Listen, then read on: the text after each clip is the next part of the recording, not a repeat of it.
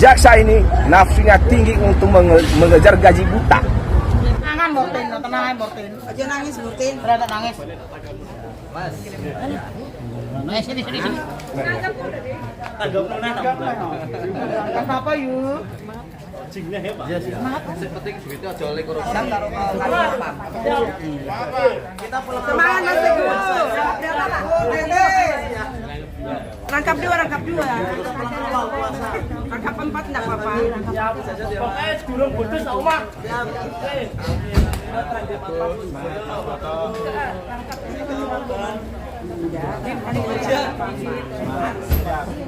Kita pulang awal ya. Siap. Ya, jembatan ini sih. Mas Teguh. Semangat. Yang penting sehat. Ini memang butuh revolusi ya. Revolusi total Pak Teguh. Buka semua pegawai di Pati diganti semua. Aku malu Ben ora ketularan jaksa ya, biar tidak ketularan jaksa. Ojo melu bodoh. Bodoh dipamer-pamer ae, Pak. Adalah persidangan yang ke-10 perkara nomor 201 PB 2025 PNPT atas nama terdakwa Supriyono alias Potok dan kawan-kawan. Agenda sidangnya adalah pembacaan tuntutan dari penuntut umum. Itu tadi sudah didengarkan di persidangan. Di sini saya bacakan ya tuntutannya ya. 1. Menyatakan terdakwa Supriyono alias Potok bin Munadi dan terdakwa 2 Teguh Istianto alias Pak RW bin Sumadi Winarto terbukti secara sah dan meyakinkan bersalah melakukan tindak pidana turut serta secara melawan hukum merintangi jalan umum darat jika perbuatan tersebut mengakibatkan bahaya bagi keamanan lalu lintas. Bagaimana dakwaan alternatif pertama penuntut umum?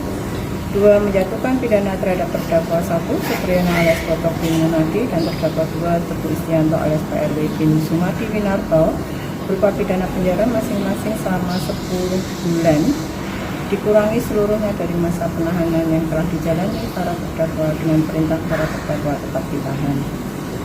3. Menyatakan barang bukti berupa dari poin 1 spanduk bertuliskan kerja lah kapan berjuangnya sampai dengan poin 30 satu buah flash disk dirampas untuk dimusnahkan. Kemudian poin 1 mobil merek Ford Ranger D kabin sampai poin 10 satu buah handphone merek Vivo dikembalikan kepada terdakwa 1 Supriyono alias Potok bin Munadi. Selanjutnya nomor 1 barang bukti unit KPM pickup jenis Chevrolet dan 1 buah handphone merek Polytron dikembalikan kepada terdakwa 2 Teguh Istianto alias Pak RW dan 4 menetapkan sebagai para terdakwa dibebani membayar perkara masing-masing sebesar Rp5.000. Agenda persidangan selanjutnya dilanjutkan dengan pembelaan dari masing-masing para terdakwa baik melalui penasihat advokatnya, penasihat hukumnya atau oleh para terdakwa. Persidangan dilanjutkan di hari Rabu tanggal 25 Februari 2026 jam 9 di ruang sidang Cakra Pengadilan Negeri. Ya, terima kasih. Selamat pagi untuk teman-teman bekerja. Hari ini Jumat ya? Ya, sidang. Pak Teguh di belakang Pak, di belakang Mas Potok. Jaksa penuntut umum. Nah, kita menanggapi ya. Jaksa hari ini menuntut kita 10 bulan ya. Itu saya kira jaksa itu menuntut tidak sesuai dengan fakta ya, tapi sesuai dengan BAP rekayasa yang dibuat penyidik. Ya, kita berharap Majelis Hakim Pengadilan Negeri Pati bisa memberi putusan yang seadil-adilnya, bisa menyidangkan perkara ini dengan netral, independen dan profesional. Ya, kita tetap akan berjuang ya.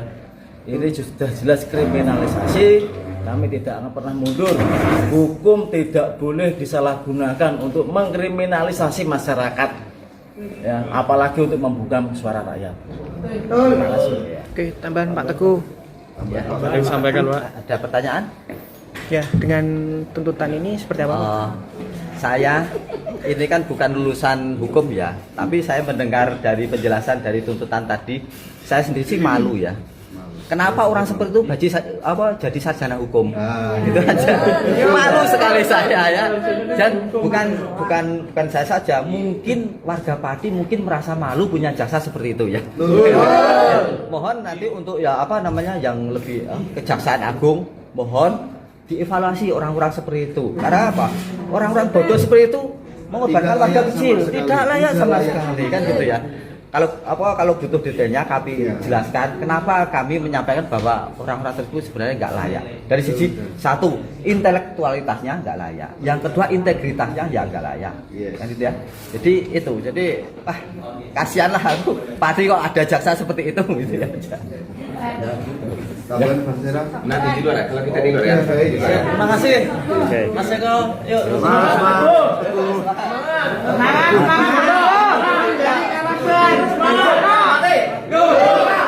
Jadi sebenarnya tuntutan jaksa ini karena tingginya nafsunya untuk mengejar gaji buta.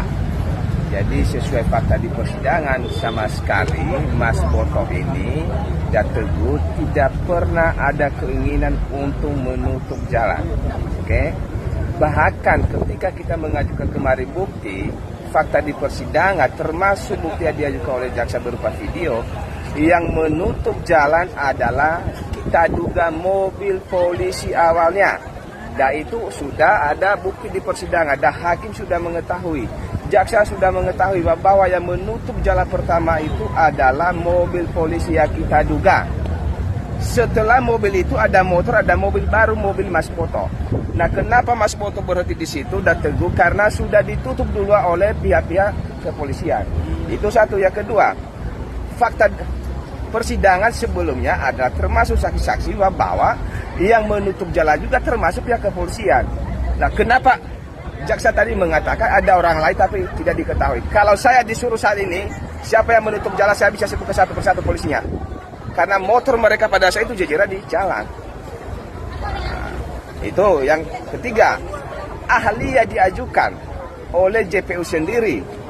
Ahli pidana mengatakan di pasal 192 KUHP lama itu sudah diganti dengan 321 KUHP baru. Jelas kemarin termasuk kami sebagai penasihat hukum menanyakan dan hakim yang dipakai adalah yang menentukan. Dan ketika kemarin ahli mengatakan kalau sekarang dipakai 321 KUHP baru adalah Boto dan Teguh ini wajib bebas. Karena apa? Enggak ada akibatnya. Karena di pasal 321 itu jelas harus ada akibat karena dari formi sudah menjadi material. Yang ketiga, salah satu mantan Wakapolri, Ogresno mengatakan baru di Pati atau seluruh Indonesia ada demo ditangkap oleh pihak kepolisian. Dan kemarin beliau menjelaskan di Peraturan Kapolri nomor 1 2009 itu ada tahap-tahapnya untuk membubarkan demo tersebut. Komunikasi, pendekatan, dan sebagainya. Andai kata mereka nggak bubar di situ, baru lakukan tembakan gas air mata, masih bubar. Nah, ini jaksa nggak memahami fakta di persidangan. Makanya saya bilang tadi, jaksa ini nafsunya tinggi untuk mengejar gaji buta. Mereka nggak mengetahui bagaimana perjuangan Boto dan Teguh selama ini. Seluruh warga Pati, berapa puluh ribu warga Pati ini menikmati perjuangan Mas Boto dan Teguh. Cukup Bang ya? Kira-kira gitu. Masih Bang.